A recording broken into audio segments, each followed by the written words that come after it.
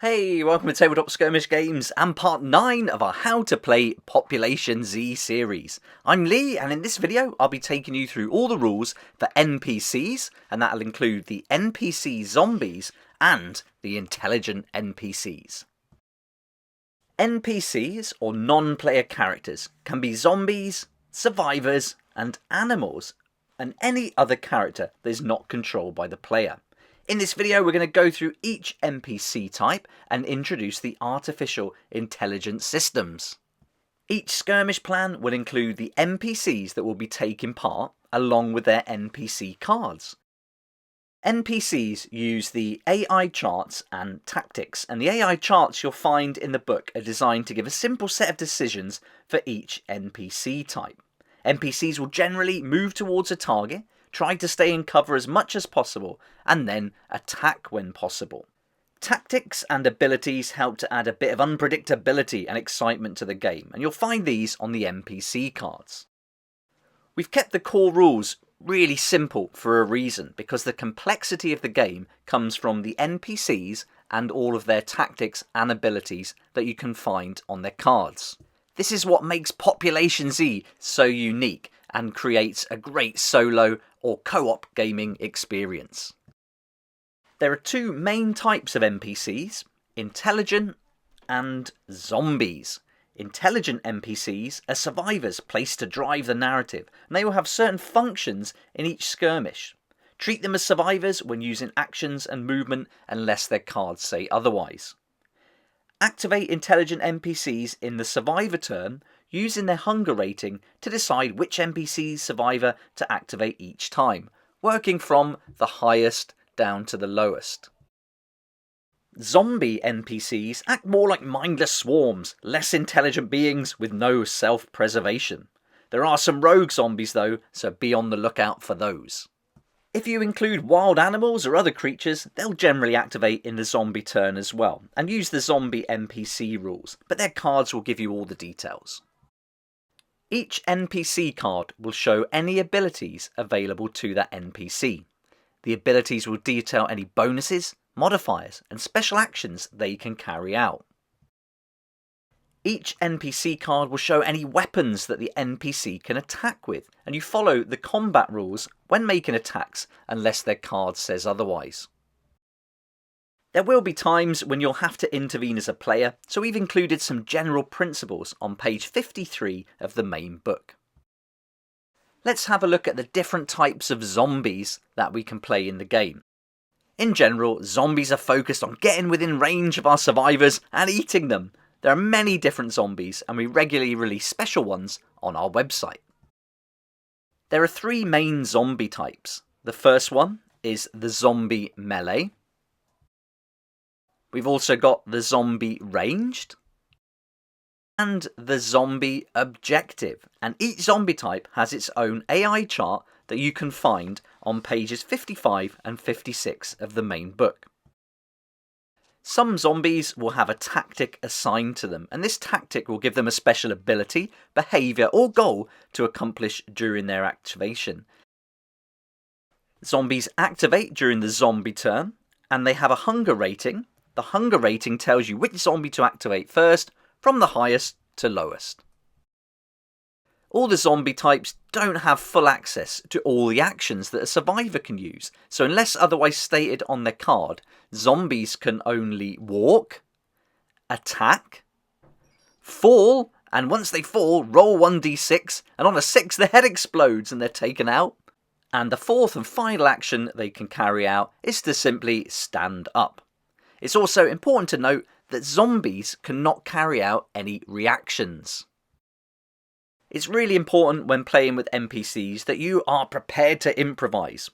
Tactics will override the AI charts, but if at any time you feel the tactics don't fit with what the zombie would do in their activation, feel free to perform the most suitable action at that time. The rules are not set in stone, and the AI and tactics system cannot account for every eventuality. There's going to be times when you just have to improvise. Okay, now let's take a look at the intelligent NPCs. And an intelligent NPC survivor we label as an INPC. These will activate in the survivor turn and have access to different weapons and actions just as a regular player survivor would. Some skirmishes will feature pre-made INPCs, and you can even create your own. We've designed the system so that you can use INPCs to create a group, and then you can play a player group against an INPC group of survivors in a kind of solo player versus player game, and this is great fun. INPCs will move and decide which weapon to attack with based on their position to the player survivors. Movement and combat is covered by the AI chart that you can find on page 58 of the main book. An INPC will be created just like a regular player survivor, except the primary keyword will be assigned to the ranged or melee weapon. Any weapon can be primary, but the choice influences the INPC's preferred combat and has implications for the AI chart. INPCs will target the nearest target model. That target model can be a zombie or a survivor. If at any time there are two target models at the same distance, always choose the zombie unless the other target is easier to hit. Just like the zombies, INPCs have a hunger rating to decide which INPC to activate, going from the highest to the lowest. Sometimes you'll come across some simple henchmen, and these will be somewhere in between a zombie and an INPC. Their card will tell you which AI chart to use, but still activate the henchmen as if they were survivors in the survivor turn. Just as when we play with the zombies, there's going to be times where you have to intervene as a player. And with the AI charts and tactics in place for the INPCs, there will be times where you'll have to make decisions for them. Take your time when you first play the game going through the AI charts, and after a game or two you probably won't have to refer to them again. They're pretty intuitive.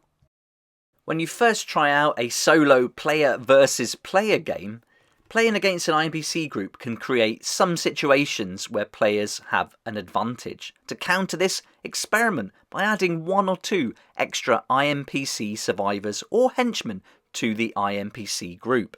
The added challenge can be fun, and we recommend repeating some of the INPC cards so you can easily track their abilities and keep the game flowing smoothly. Playing against an INPC group will be where you'll have to put the most effort in, and it's worth doing this to get the full player versus player solo experience. It's also a great way to learn the game's core rules, but as always we experiment you to experiment, tweak the rules where you see fit, approach the game with a homebrew mindset, and most importantly, have fun. That brings us to the end of this video. We've looked at the NPCs, the zombie types, the intelligent NPCs, and how to play against a group of intelligent NPCs. So it'd be awesome if you come and join me for the next video in the series where we'll look at how to start a campaign. I hope you found this How to Play Population Z series helpful, and if you haven't seen the videos already, you can go right back to part 1 where I take you through the rules of the game step by step, looking at all the different actions, searching, noise, ranged attacks. We go deep on melee attacks right up to this video where we've looked at zombies and NPCs. Then we're going to have a look in the next part 10 at how to start a campaign before diving in and having a good overview of a skirmish, looking at the maps and everything you need to carry out during a skirmish. Once we've done that, we'll do some demo games so you can see me and Nicholas playing a game of Population Z, and then you'll find out what it's really all about. If you'd like to find out more about the game in the meantime, then please check out my PopZ book review where I go through the entire book so you get a really nice overview of the contents. And I've also done a separate video for the Huntsville Campaign Assets book, which is an optional extra, but it does really enhance the game. Thanks again for watching this video. I hope you found it helpful. If you've got any questions, please add them down below. And if you liked the video, it'd be great if you hit the like button, subscribe for more videos like this one. And I look forward to seeing you here next time on Tabletop Skirmish Games. Thank you so much to my Patreon supporters for helping me to keep going with these regular videos. I couldn't do this without you, and I appreciate your support so much. If you'd like to join the Patreon community, support the channel, get some great perks at the same time, there's a link down below in the description. It'll be awesome to see you there.